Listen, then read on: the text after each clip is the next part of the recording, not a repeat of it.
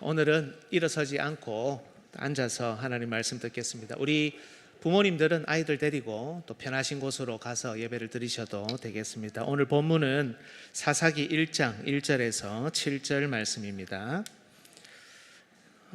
구약성경 360쪽 어간에 있습니다. 사사기 1장 1절에서 7절 말씀 제가 봉독합니다. 하나님의 말씀을 잘 들으십시오. 여호수아가 죽은 후에 이스라엘 자손이 여호와께 여쭈어 이르되 우리 가운데서 누가 먼저 올라가서 가나안 족속과 싸우리이까? 여호와께서 이르시되 유다가 올라갈지니라. 보라, 내가 이 땅을 그의 손에 넘겨 주었노라 하시니라. 유다가 그의 형제 시므온에게 이르되 내가 제비 뽑아 얻은 땅에 나와 함께 올라가서 가나안 족속과 싸우자. 그리하면 나도 내가 제비 뽑아 얻은 땅에 함께 가리라 하니 이에 시므온이 그와 함께 가니라. 유다가 올라가며 여호와께서 가나안 족속과 브리스 족속을 그의 손에 넘겨주시니 그들이 베색에서 10,000명을 죽이고 또 베색에서 아도니 베색을 만나 그와 싸워서 가나안 족속과 브리스 족속을 죽이니 아도니 베색이 도망하는지라 그를 쫓아가서 잡아 그의 엄지손가락과 엄지발가락을 자르매 아도니 베색이 이르되 옛적에 70명의 왕들이 그들의 엄지손가락과 엄지발가락이 잘리고 내 상 아래에서 먹을 것을 줍더니 하나님이 내가 행한 대로 내게 갚으심이로다 하니라. 무리가 그를 끌고 예루살렘에 이르렀더니 그가 거기서 죽었더라. 아멘. 여러분, 사사기는 우리가 이때까지 살폈던 성경 중에 전체적으로 가장 암울한 내용을 담고 있습니다. 이스라엘의 범죄가 무려 300년 이상 지속되죠. 이로 인해 이스라엘은 하나님의 심판을 받아 많은 패배를 당해야 했습니다. 말이 좋아 300년이지 거의 지옥이나 다름없는 모습이죠. 그런데 여러분, 놀랍게도 사사기 1장의 첫 장면은 승리로 시작합니다.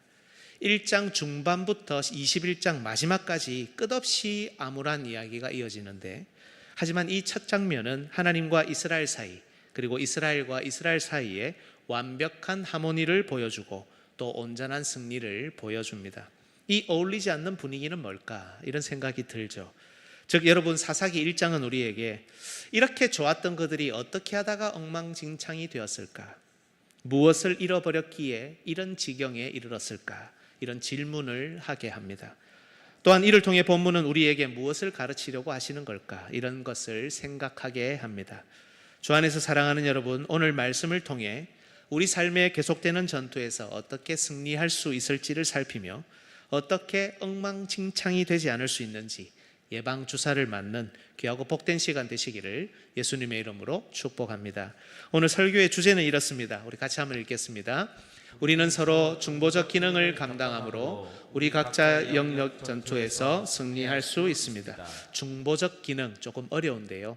예수님이 하나님과 우리 사이에 중보자가 되셔서 길을 여시고 우리를 인도하셨다는 것처럼 이제 우리가 물론 중보자는 아니지만 사람과 사람 사이, 다른 사람과 하나님 사이에 이런 기능들을 감당할 때 영적인 전투에서 승리할 수 있다는 겁니다. 이를 위해 저는 첫째, 공적 전투에서 사적 전투로 1절과 2절, 둘째, 세움이 필요한 형제와 함께하는 전투로 3절, 셋째, 하나님의 공의를 세우는 승리의 전투로 4절에서 7절, 이 순서로 하나님의 말씀을 전하겠습니다. 오늘은 첫 번째, 두 번째 되지만 설교합니다.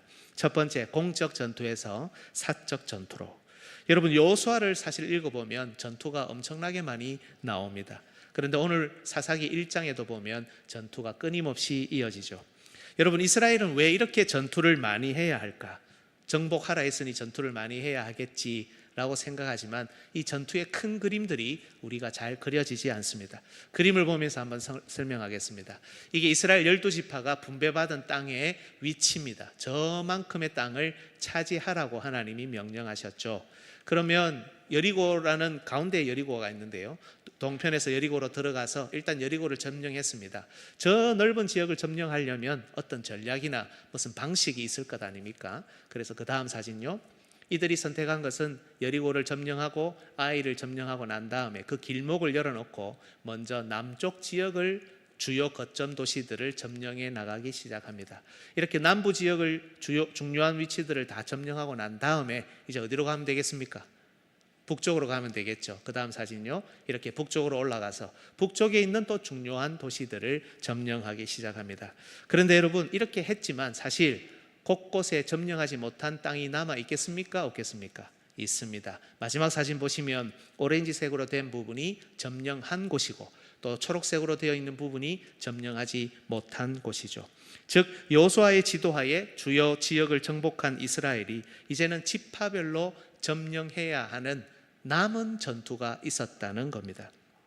여러분, 남은이라고 하는 표현은 그렇게 중요하지 않게 생각 들게 하는 그런 단어입니다. 하지만 이 남은 전투의 중요성은 결코 떨어지지 않습니다.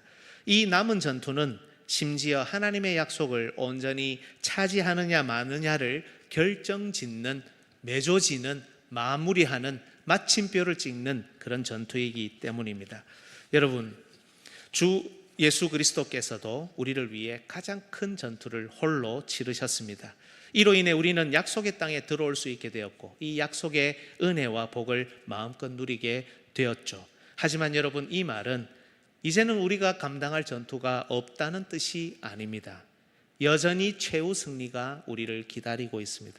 우리에게는 남은 전투, 남은 고난, 남은 핏부림, 얻어야 되는 이 핏부림이 여전히 남아 있다는 겁니다. 베드로전서 1장 2절 같이 읽습니다. 곧 하나님 아버지의 미리 아심을 따라 성령이 거룩하게 하심으로 순종함과 예수 그리스도의 핏부림을 얻기 위하여 택하심을 받은 자들에게 편지하노니 은혜와 평강이 너희에게 더욱 많아. 예수 그리스도의 핏부림을 못 얻었습니까? 이미 얻었는데 또 있다는 겁니다. 골로새서 1장 24절에도 나는 이제 너희를 위하여 받는 괴로움을 기뻐하고 그리스도의 남은 고난을 그의 몸된 교회를 위하여 내 육체에 채우노라. 지금 우리가 이 땅을 살아가며 계속 죄와 싸우는 것, 우리가 이 땅에서 주님의 교회를 세우며 복음을 확장하는 것, 이것이 우리가 감당하는 남은 전투이고 바로 그 현장이라는 겁니다. 예수님이 승리를 온전히 거두셨다고 해서 우리가 전투를 안 할 수 없다는 겁니다. 어떤 의미에서는 예수님의 승리가 온전히 우리에게 상급으로 주어지기 위해서는 우리의 치열한 남은 전투가 필요하다고까지 말해야 하는 겁니다. 우리는 이것을 또한 여러분 좀 더 확장해서 적용할 수 있습니다. 교회인 우리가 한 군데 한 지체로서 함께 감당하는 공적 전투에서 승리한 후에도 우리 각자가 감당해야 하는 사적인 영역에서의 전투가 있다는 겁니다. 우리 가정에서, 우리 직장과 사업장에서, 우리의 학업에서, 우리가 살아가는 모든 영역에서의 남은 전투가 있습니다.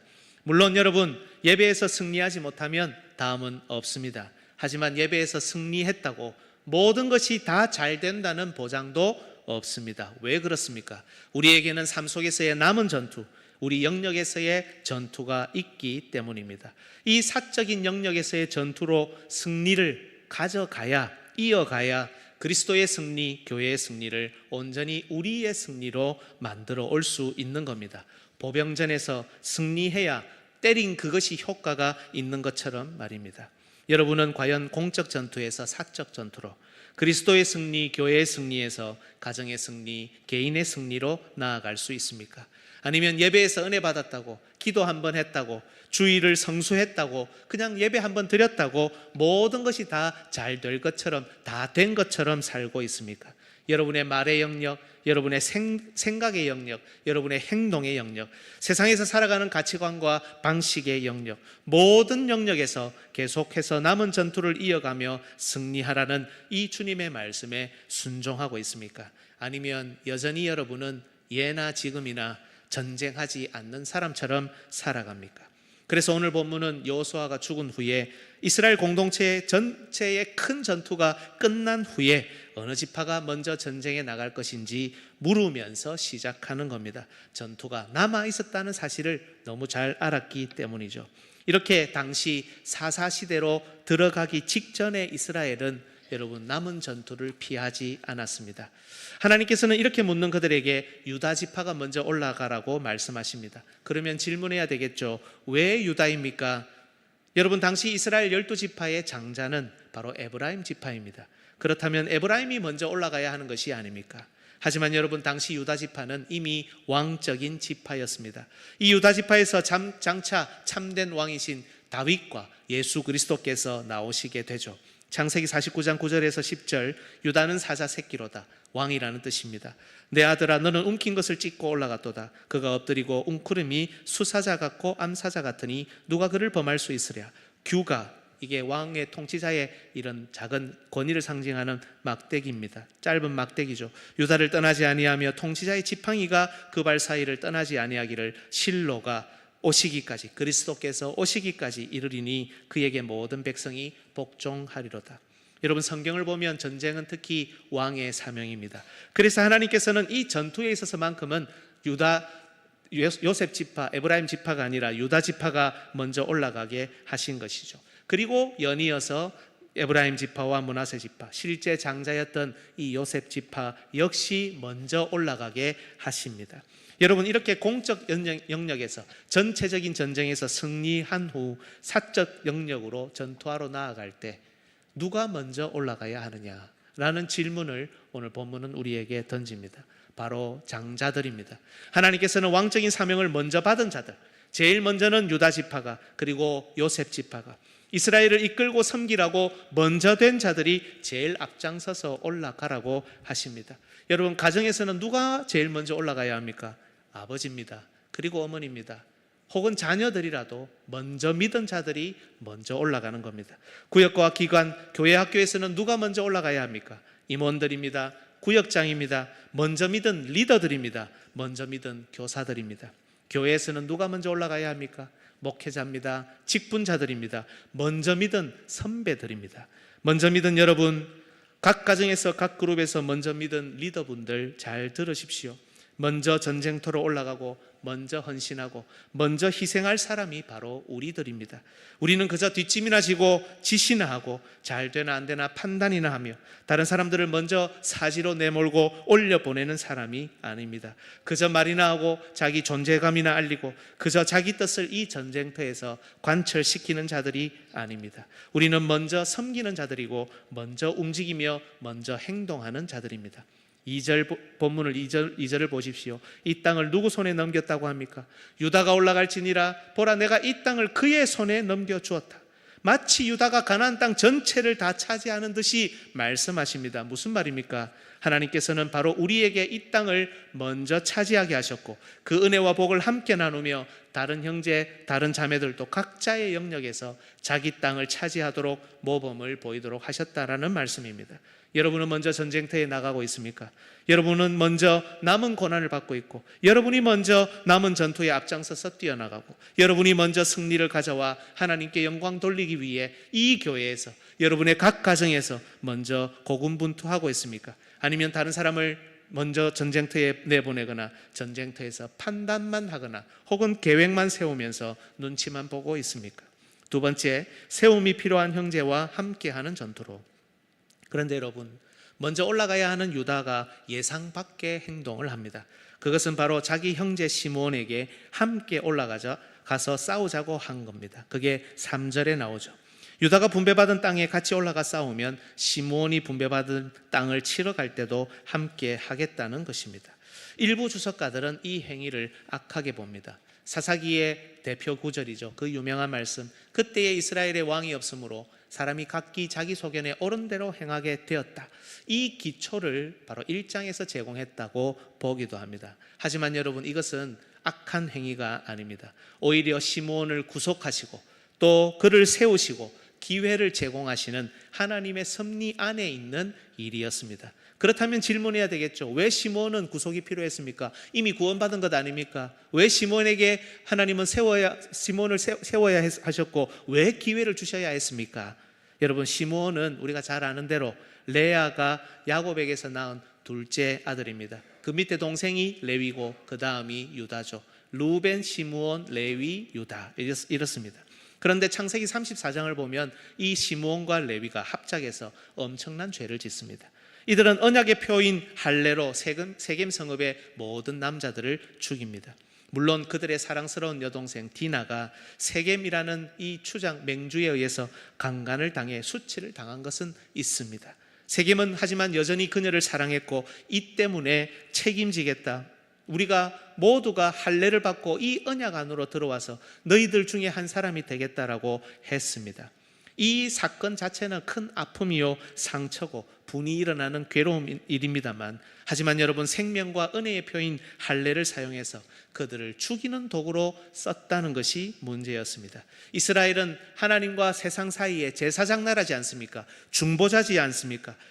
세상을 하나님께로 연결해야 되는 사람들인데, 할례를 가지고 이 세상을 대항하면서 가족적인 감정을 언약보다 앞세워서 이 세상을 죽이고 대항하고 그렇게 했다는 겁니다. 믿는 자들이 여러분 분을 이기지 못하고, 믿는 자들이 가족적인 감정을 언약보다 앞세우면 누가 하나님 나라에 들어올 수 있겠습니까? 우리 교회에 먼저 믿은 자들이 혹은 어떤 그룹들이 그냥 집단 이기주의에 빠져 있고 가족적인 감정을 앞세우고 그것만 생각한다면 누가 이 교회에 들어와서 정착을 하고 함께 하나님 나라를 세울 수 있겠습니까? 그래서 여러분, 이들은 아버지로부터 저주를 들어야 했던 겁니다.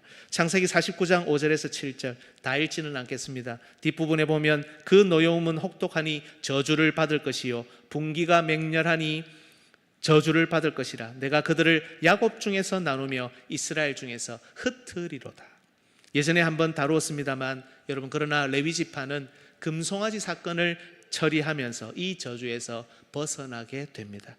왜냐하면 이들은 믿음으로 과거 죄를 지었던 그 모습 그대로가 아니라 정반대로 행동했기 때문입니다. 이때 레위는 가족적인 감정을 넘어섭니다. 그리고 범죄한 형제와 자녀를 처단합니다. 출애굽기 32장 26절에서 29절 이에 모세가 진문에 서서 이르되 누구든지 여호와 편에 있는 자는 내게로 나아오라 하며 레위 자손이 다 모여 그에게로 가는지라.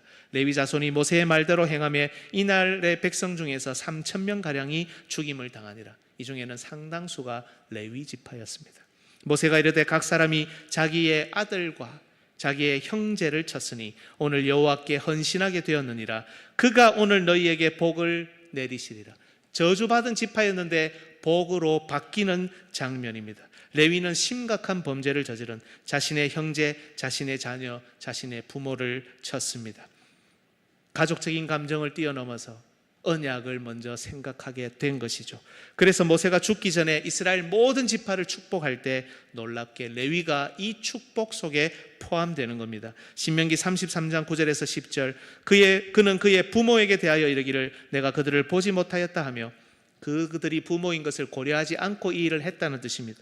형제들을 인정하지 아니하며 마찬가지입니다. 그의 자녀를 알지 아니한 것은 마찬가지입니다. 주의 말씀을 준행하고 주의 언약을 지킴으로, 가족적인 감정이 아니라 언약을 먼저 생각했다는 겁니다. 이것을 지킴으로 말미암음이로다. 주의 법도를 야곱에게, 주의 율법을 이스라엘에게 가르치며 주 앞에 분향하고 온전한 번제를 주의 제단 위에 드리리로다. 하나님께서는 이들을 이스라엘 전역에 흩어져서 사는 저주를 주셨습니다. 그런데 전 이스라엘 지파로 흩어지긴 하지만 말씀을 가르치는 자들로 바뀌었다라는 뜻입니다.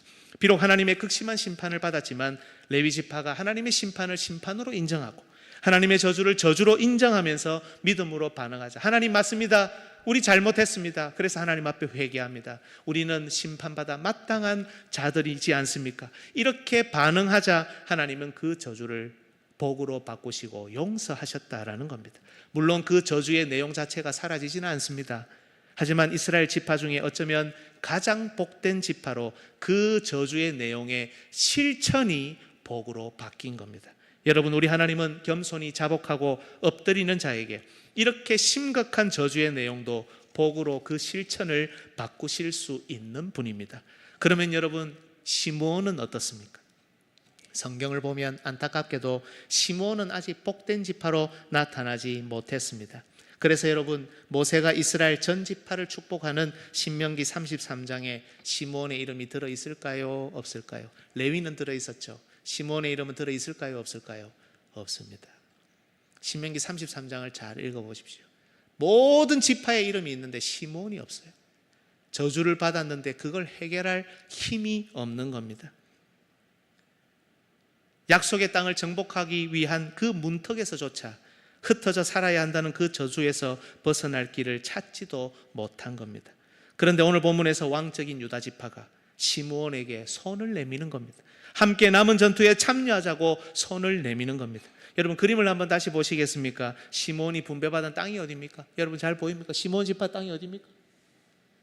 밑에 초록색 진한 부분이죠. 어느 지파 땅 안에 들어 있습니까?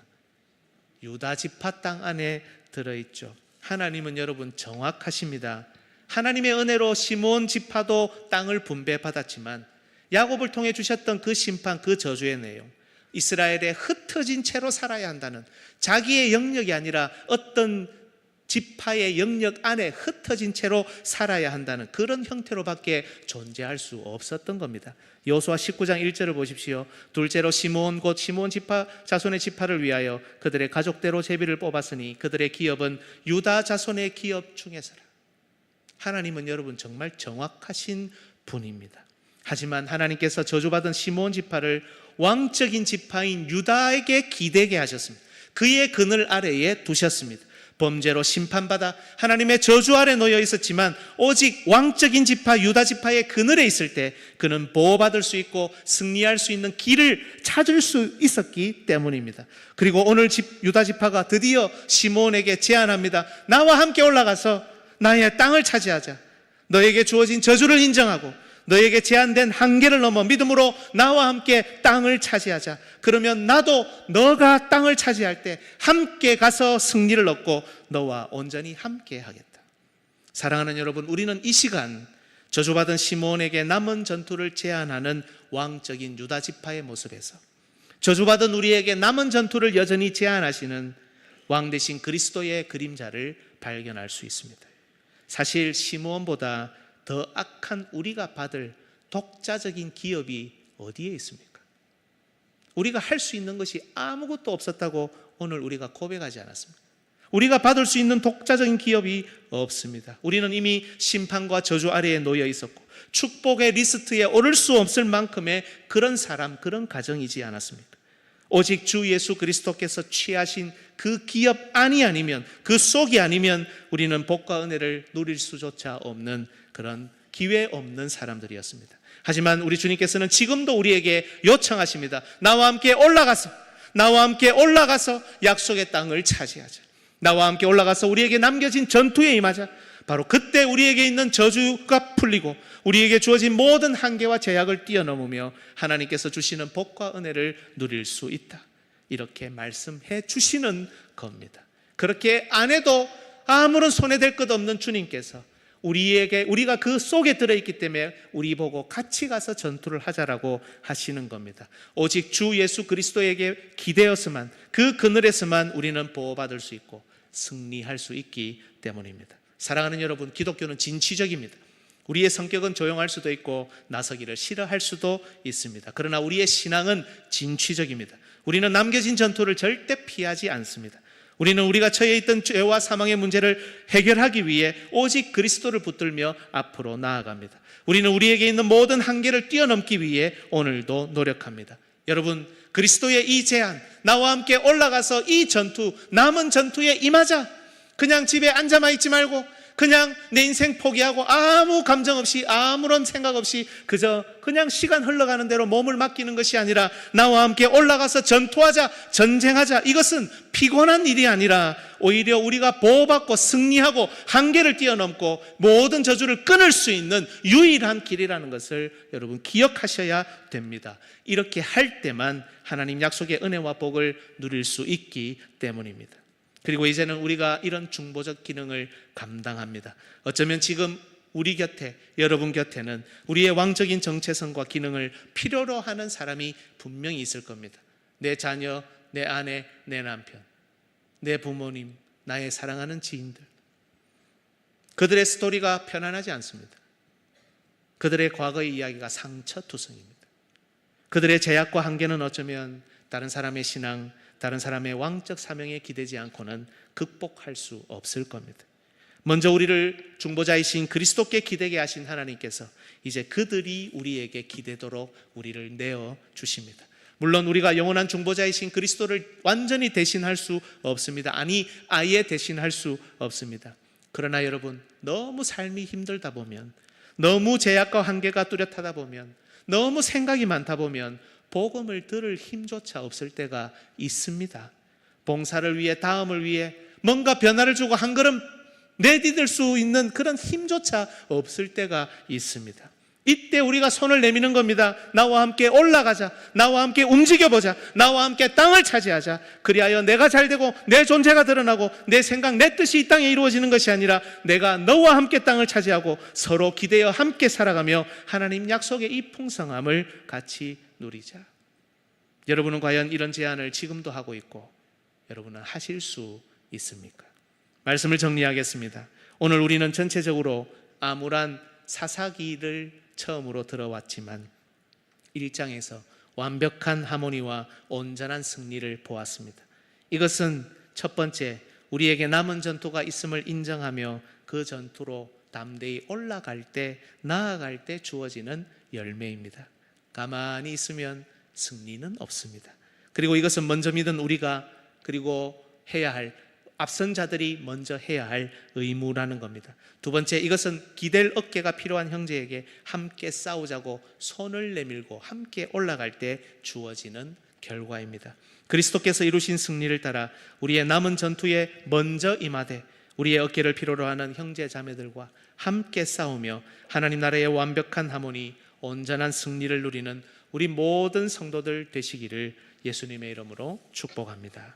아멘.